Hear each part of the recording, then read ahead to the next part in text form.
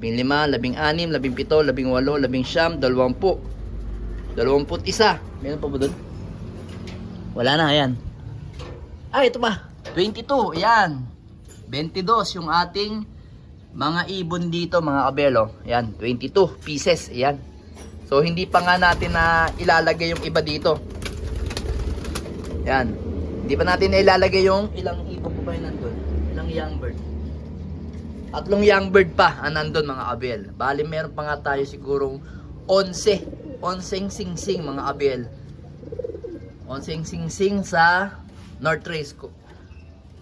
So, ngayon, 1, 2, 3, 4, 5, 6, 7, 8. Di bale, madali na lang yan. Marami naman tayo dito ayan dito sa kabila.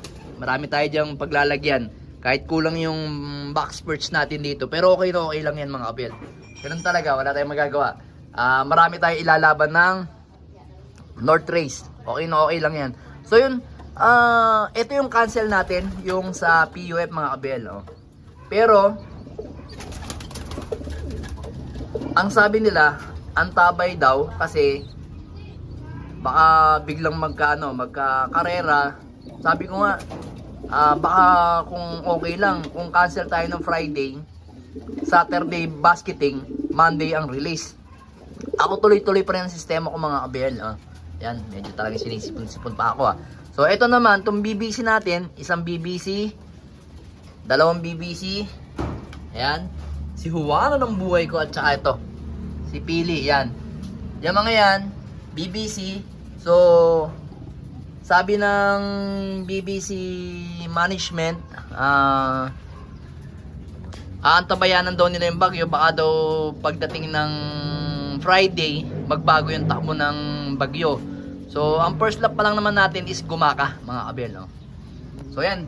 Tingnan nyo. Check nyo yung sistema natin sa ibon natin, Condition na yung ibon natin, ayan, Mga namumulbos na, Kita nyo. Pulbos, sarado na. Ayan, Ito yung ating, pang-Legaspi, mga kabel. Kita nyo.